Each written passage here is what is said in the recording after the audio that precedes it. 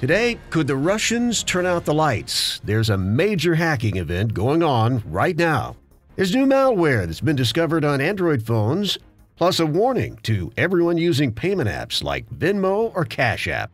All those details and more coming up with your Tech News today for Monday, March the 19th, brought to you by Remote PC. Remote PC is a great tool to work from home or access your home computer from work. It's as if you're sitting in front of your computer, the next best thing to teleporting. Sign up today and get 90% off your first year. Use promo code KIM at remotepc.com. At this very moment, Russian hackers are in the middle of a widespread attack on crucial components of the United States infrastructure. The Department of Homeland Security says that the electric power grid, including nuclear power systems and reactors, as well as commercial facilities, the water distribution system, air traffic control, and critical manufacturing. And it's been going on for about 1 year, but all of this is just being made public now. The hacking efforts are relying on a tactic known as spear phishing. That is, sending targets emails from what appear to be legitimate sources, such as Gmail, in an effort to get them to disclose private information like personal passwords. So in this case, the emails don't have a virus. They're just asking questions. Once the hackers get the information they need, they begin reconnaissance operations within the network they've penetrated. First news of this came from the antivirus company Symantec back in October of 2017, but the size of the story is just being made public today. It's all linked to a group called Dragonfly, suspected to be Russian and carrying out hacks especially in the United States and Europe on the power grid. And now for Android users, listen up, there's pre-installed malware that's been found on over 5 million Android phones. Pre-installed. It means it came that way from the factory.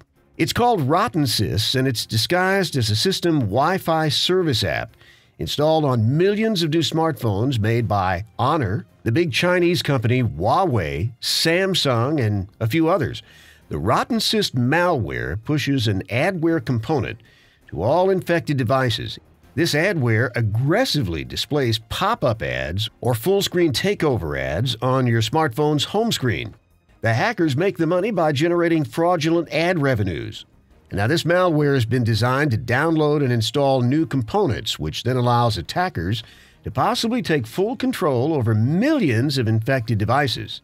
Search your smartphone for any questionable apps you haven't installed and uninstall them immediately.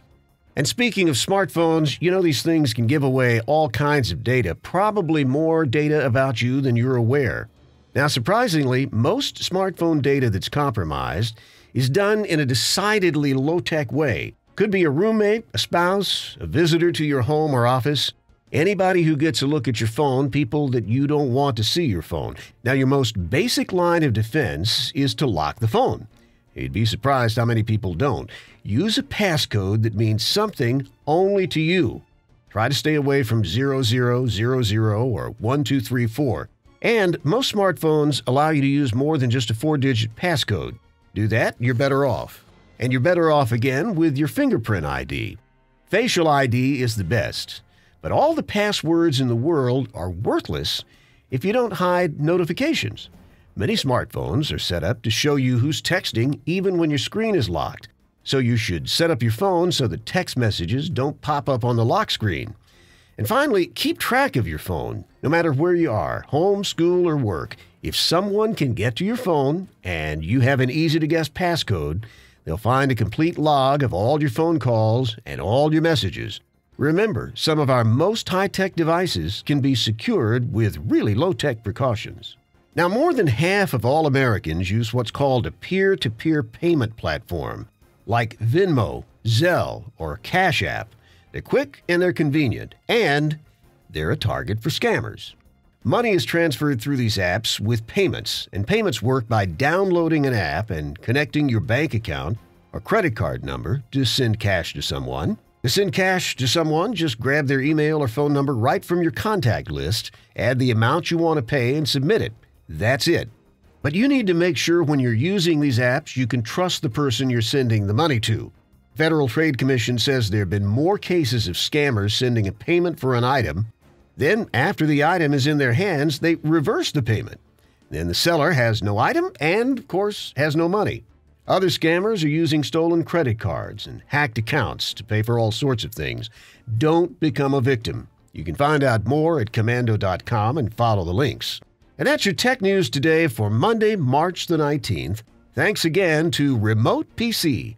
The makers of iDrive offer remote access to your computer, your PC, or Mac from anywhere in the world, including all your mobile devices.